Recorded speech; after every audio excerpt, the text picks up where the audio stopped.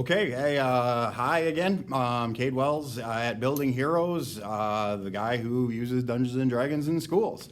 Lots of traction coming off of this. The ILA, International Literacy Association panels have been really, really great. People from all over the world, educators from all over the world wanting to know how to do this. So one of the questions that I get asked the most often is, how do I get started? Really good question. It took me a couple of years to really figure out how to actually get started. So in order to do that, I guess I'm going to show you around my classroom a little bit, because not only do we play D&D on Fridays, I've been playing D&D for 32 years. It is literally a part of who I am as a core person, and therefore it has leaked its way into, my regular classroom instruction where the kids all make products. They're always building something, making something. They're always at the center of whatever choice it is that they're making to fulfill English standards. So I'm going to show you around a little bit, and you're going to see right away that it kind of looks like a gaming lair. But I want you to keep this in mind. Maybe you're not a big gamer like me. I don't really like video games that much. I mean, I find them fun, but like D&D, man, like that's the bee's knees. That's like pretty much the coolest game in the world if you ask me. I'm a little biased, but you'll see how my environment reflects a gaming environment and how that will create a culture of respect and rapport amongst your students, between each other, between yourself and themselves. You'll end up with a cohort of people who feel truly calm and comforted by the fact that they're in your class. And this is a capability that every teacher has. So what I'm going to start with in terms of like how do we get started playing D&D in school is going to be the environment of respect and rapport. So this is, every teacher has control over this agency, and I've seen teachers do it really, really, really well, and I've seen teachers do next to nothing in their classroom. But let's give you just a little tour. Okay, so we're talking about how to get set up to play Dungeons and Dragons. Well, the first thing you got to do is set up your classroom. So behind me you'll see, I'm just going to do a little walk around. Behind me you'll see my supplies. So this is the bookshelf where the kids have all their stuff. I pick these up little bits at a time. I'm not going to say it's really, really easy to collect this many, but I want to give you a good example. So this box set right here has the Player's Handbook, the Monster's Manual, and the Dungeon Master's Guide, and a DM screen. This box set's $100 on Amazon. You find a textbook series that's cheaper than that, you can email me and let me know what it is and why it's so inexpensive. But these 3 books for $100 anymore, really, really hard to find. So say, Mr. Wells, I can't afford all these books or whatever. Have the kids use D&D Beyond. It works really well. And if your school firewall has it blocked like mine does, because whatever, then just have them use it on their phone. It will assist teachers who are just getting started, because it will actually check their character sheets and only get, it limits your options. So even having a Player's Handbook handy would be helpful. It's not that hard to do a bake sale or something to raise a little bit of money, and we're working on some grant processes for getting people the resources that they want. So getting started. Okay, my room is at the very beginning of the year, so it probably looks a little bare. I got these from the math department. This is awesome. This is new for me. It's sticky like a sign, and you can rub it down. And this creates, of course, a 1-inch grid for miniatures and stuff. And there's only going to be 2 gaming tables. There'll be this one here, and then all the way across the room, this will be the other group. And groups will be about 6 or 7 kids, okay? I'm very, very lucky here in this district to have limited class sizes. It is possible to play D&D with 30 kids, and I have done it. I've had 4 DMs in a classroom, and we'll talk about that in startup as well, like how to train your dungeon masters, because you can't just let them go. You will be very disappointed. So yeah, I don't really have ever any instructional stuff on my walls. I like things like this. Like, this is a really classic picture of Iron Man, of course, but this is sort of what the emulation of the game environment is. You have Tony Stark as a regular individual, philanthropist, and kind of a knucklehead. And he ends up evolving into Iron Man, of course, the superhero that we all know and love. And so the idea is that this is us, this is the kids, this is me, this is everybody, and you have to figure out who you are before you can find your full potential. So that's one of the things that I like to have in my room, is things that are just creative. My Stormtrooper, I like Star Wars, of course, is really a part of the culture. Got Willie Shake back there. And again, it's a little bare because there'll be a lot of student work up in time, and I'm hoping that you'll get to see it. Over here, we have a very important station for Dungeons and Dragons setup, okay? So don't get overwhelmed, but here's my stuff. So we've got, what do we got? Got gift dice from my last kiddos, who I'll not see again until probably graduation. They just left me. They were always concerned that I wasn't going to have enough dice for the future kiddos. And I'm not sure that's really going to look like a feasible thing when I show you the box of dice, but you know, when you got, you know, a total of, you know, 50 kids or whatever, and they all need a set of dice, they do get kind of in short supply. And then the teacher training stuff, they need dice, and after school club, they need dice. And so dice is something that you can get these real cheap. You know, talk to your students and talk to your parents and figure out what you can do. Now, of course, there's always all kinds of dice roller apps that you can use on iPad or on their phones or computers or whatever. But as a teacher, I'm going to tell you the kinesthetic property of having these dice and rolling these dice is really a lot better for a lot of kids. Okay, so then let's cover tiles. Tiles have gotten pretty cheap. And if you're unfamiliar with tiles, they're literally just dungeon tiles that use a miniature in order to, you know, play the game. I'm fighting a gnoll or whatever it is. So these are modular, and they can be put together in a number of fashions. And I think they've combined boxes now. So like those that you see here, this is probably 5 boxes worth, and I've organized them into storage totes. One of the things you're going to want if you're going to play D&D in your classroom is make sure that you have an organizational strategy by which to keep everything straight. Your kids won't, you know, your students won't, but you have to hold a sense of accountability to that things kind of go back to where they came from. I'm going to do a little better and organize these more, but you pretty much have like the player characters. You've got like random monsters and stuff, and you know, we pick up minis from anywhere. It doesn't matter what system they've come from. You know, these make really great skeletons. These came from Lord of the Rings game, I think, something like that. Got the smalls separated, all the small creatures. Got the larges separated. Some spell effects, elementals, things like that. And then over the last 3 years, guys, my kids are, you know, they're teenagers now, and they're like, well, I don't really need my toy dragons anymore. And so although they're a little hokey, right, this makes a really excellent, huge crocodile. This makes a pretty decent, huge black dragon. And so just because they're toys, all it is a figurine. So it just represents the space on the board.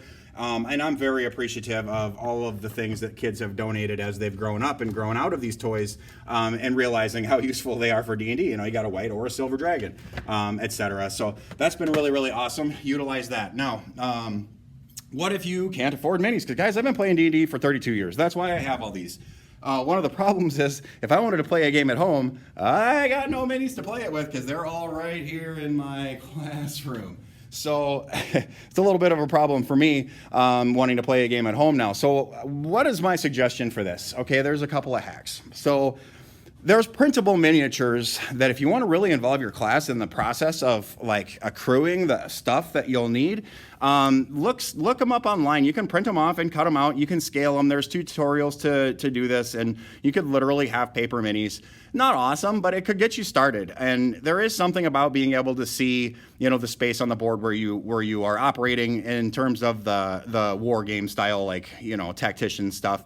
Running theater of the mind, if you can get your kids to do it with efficacy, that's awesome. Like that would be really, really, really cool. And my kids tend to do a cross of the two. You know, they want to see the setup in the tavern when a fight starts, but they don't need it until something, you know, actually happens. Another hack are these. These are okay. They're it's upside down, which is odd. Yeah, sorry about that. I ended up with a little technical difficulty. Shocker. So yeah, the Bestiary box Pathfinder. These are the bigger, you know, the monsters. I'm going to donate these to the high school so that they can have the resources for their club, and that I think that'll give them a good place to start. It's a good place to start. They're a little cardboard. I think they're $20 for a whole box. Gives you hundreds of monsters and characters. Another thing that you can do for a hack, if you don't have dungeon tiles or the time to make them, we'll talk about that in a second. I used yoga mats, 2 of them. The $10, got a 6-foot long yoga mat, and I was able to make 2 sets of 2, one for cave, you know, one for grass. The hardest part was drawing the lines. I had kids help me do that with a yardstick in advisory class. Another great hack are these. These are big math Post-its with a grid on them, and I can't seem to get this one apart, but they're rolled up, you know, lots of them for the kiddos. Just use one that is actually available here. So this is Cragmar Cave, I'm pretty sure, Cragmar Cave. And you can see it's the 1-inch grid. It's exactly what we need for gameplay. And then you laminate these. You can draw your map on it first and laminate it, or just make a blank and then give them Expo markers, and away they go. Give them a couple different colors so they can make a map of their choice. And honestly, I'm going to tell you, all this stuff that I have in my classroom, my students often still go for that as their go-to. I think it's because it's so quick and efficient for them, and for your game slot time in school is going to be limited. So there's something to be said about them just being able to take an Expo marker and go wee, wee, wee, wee, and draw their dungeon, right? And nothing wrong with it. Another way to approach this, which has become one of my new favorite things, is building terrain. It's cheap once you have the stuff. We're going to run a club this year with the art teacher, and we're going to build some of this stuff. But guys, this is all made out of garbage, okay? It's cardboard and shavings of XPS foam, which is insulation foam, which, like all these trees here, they're all put on bases of XPS foam, which you'll see all the professionals, that's what they use to make this stuff. And I'm not nearly as good at it as they are. When you see these guys do these crafting tutorials, like, their stuff looks amazing. Just remember, if you're making this stuff or your kids are making this stuff, it's just for a game. All it is a miniature. Like this is one of my favorites, and it's been one of the kids' favorites. I don't know if you can see it. Yeah, there we go, there we go. And this is just a piece of packing material, y'all, and I made it a stackable sort of dungeon. Really neat stuff. You can get really creative, and your kids will get creative too. These are pepper seeds turned into gold coins. I mean, they'd be kind of large, but they render really well. And then you have this mobile little treasure pile. I made a treasure chest out of XPS foam. Anyway, it's really rewarding and really fun, and it's actually really, really easy. So, like, I don't ever consider myself a great visual artist, but if I can do these things, then you certainly can, and kids enjoy them. The ship, we get into some more difficult territory. Where is the ship? There it is. The ship is a little bit more difficult. My friend Corey made a template. He built 2 of those. But anything that you build out of cardstock or cardboard, you always want to paint it with a layer of Elmer's glue. You know, this guy's easy stuff. Oatmeal canisters with some XPS foam cut up as rocks on the outside. Even like fish stores have stuff like this. You know, if you got an old fish tank and some of this stuff bumping around it, it ends up all being kind of valuable. These packing materials, you know, they're literally everywhere. They make a pretty decent castle wall, you know, when needed. So you set up a tower and you set up a castle wall. Houses, honestly, I'm going to be honest with you, houses are the worst part for me. And again, like, it looks terrible, right, compared to what the professionals are doing. But once you have a battle map set up and you have this, you know, the houses set out and everything, it really just brings something to life. And then you could have the kids do spell effects. This has been one of my favorites. This is my Evard's Black Tentacles that I've thrown out to them lots of times. They hate it so much because it's such a neat spell. One, they get out and they're like, oh yeah, I'm out. Thunderwave, you're back in it again.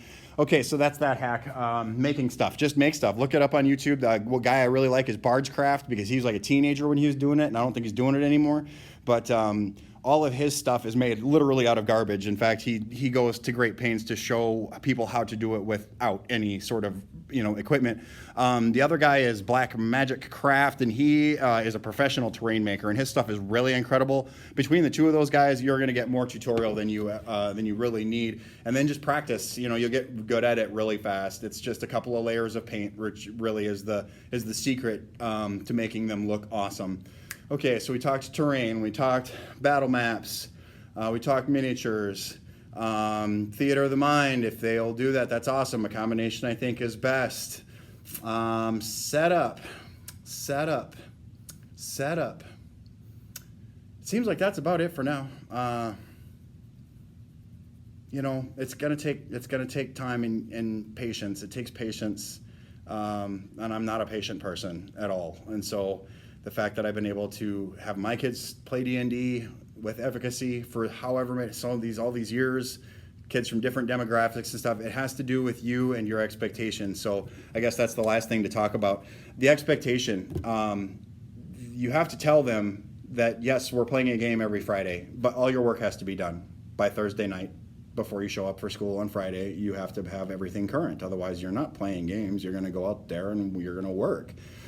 So that's one of the things that parents appreciate, is that they don't get to have this, you know, leisurely game experience unless they're all done with their normal work for the week. Now, That being said, D&D for me, for them to play is like super duper duper important, and I know how much they learn by doing it. Not everyone does understand like literally how much they learn, and so I don't want them to miss it. And if there's any way that I can avoid them missing the game session, I will. But if they're chronically behind on stuff, some lesson has to be made. So that's the first expectation, is that you have to be done with everything else for the most part, and if you want to play D&D. The second thing is not a day off, not for you and definitely not for them. So you have to tell them that this is a scholastic activity designed for learning, and you are in school, and I am your teacher, and you will play this game. They don't have to love it. It doesn't have to be their favorite thing. They don't have to play it for decades afterwards. They just have to respect the fact that they get the chance to play a game on Fridays at school with their friends every Friday. So you will have kids that just, they just don't understand it usually, and they're usually kids that are actually really good at school that don't understand the game. There's different types of thinking, right? So the kid that can fill in the blank, that can read a thing and take a test and study for the test and do great at the test, and they've always been good at everything, and they're likely super popular. And then you give them this 350-page book and a graphic organizer, which is the character sheet, and you say, go nuts, and there's too many choices, and it's not straightforward enough, and all the things that they've ever been good at come crumbling and crashing down around them. Please be prepared for that student, because they can be very dangerous. If they've been that good at school for that long, that means that parental support has been paramount to them, and that they've been praised for their intellect and their abilities and their work ethic, etc., so that when you hand them something like this, which the kids that are really resistant to stuff are going to eat it up because they've never been afforded an opportunity like this before to actually explore themselves a little bit through reading.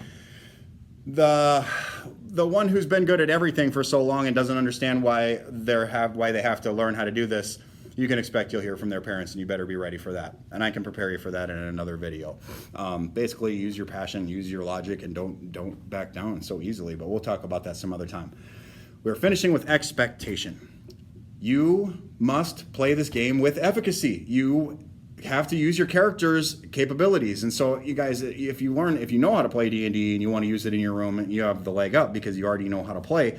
I can go buy a table, and if a kid is a cleric and never heals anybody or never casts a spell, I know that they probably don't know that they have spells at all, and they certainly don't know how to use them, and therefore they are failing at the scholastic task that I have asked them to do. Furthermore, they're letting their party members down. So, you only end up with one of those in a group maybe that just thinks it's an opportunity to disengage. You absolutely must explain to them that this is not an optional thing. This isn't a day off. This isn't Monopoly that we're playing. It's a highly metacognitive tool that's going to make you a better reader, writer, speaker, and listener, hands down, and creative problem solver. It's going to help your socio-emotional learning. It's going to help you understand people at the whole core of who they are a lot better. It's going to help them come together with peers, etc. This is not an opportunity to play with your phone. So what you do is you put the dungeon masters in charge, because the dungeon master is in charge, and you are the overseer, you're the producer. And so my dungeon masters have what's called phone jail. So as soon as they see somebody's phone, they just grab the phone and throw it in the bin, and it's phone jail. It goes in the bin where their character stuff goes. And you got to make sure that you have a bin for everybody's stuff. If that's not the last thing that I didn't cover. You just need plastic bins, just like these. Just like these, with a lid. Put their group name on it. Find a place for it. Mine are all go in that closet over there. But I want to go back to expectation just really one more time, because it is probably the most important thing in terms of your setup, is helping them understand that, yes, this is, to me, you have to let them know you're excited, okay? Let them see your enthusiasm for it. That will help. Be assistive when they have problems. That will help, right? Actually be a part of their learning experience. It's rarer than you think, everybody. I know it sounds like, common nature, but it's not. You have to be present in their processes in order to make sure that they're doing it right. And then don't let them off the hook. If they wanted to be a wizard and you told them, dude, you're going to have to, if you see the kid and you're like, I don't know, and they want to play a wizard, you're going to have to tell them, you're going to have to learn your spells, and you're going to have to use your spells, because if you don't, you're going to get graded poorly. Speaking of grades, okay, that's the first time I think I brought this up.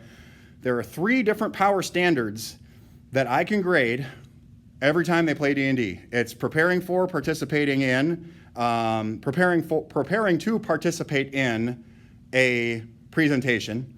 It is collaborating with people to do a presentation, and it's actually doing the presentation. So we think of a presentation where kid stands up at the front of the room and everybody's bored to death for about 3 days, including teachers. This, they're performing, presenting to each other in a cycle that goes over and over and over and over and over and over and over again.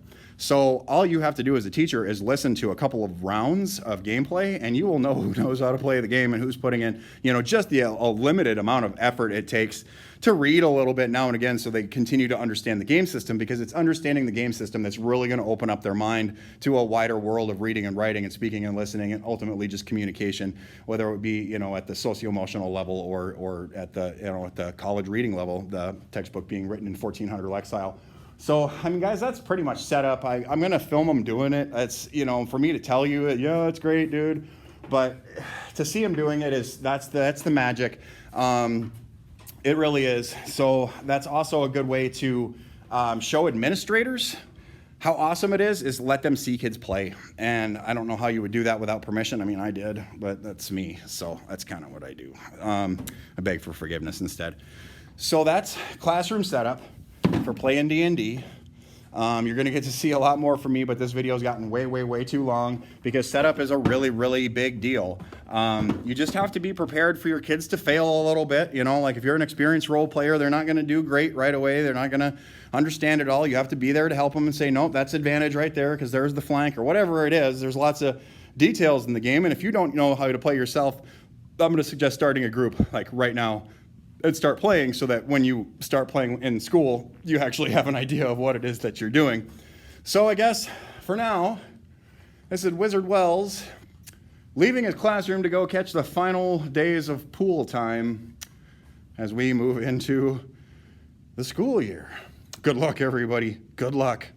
Wizard Wells, out.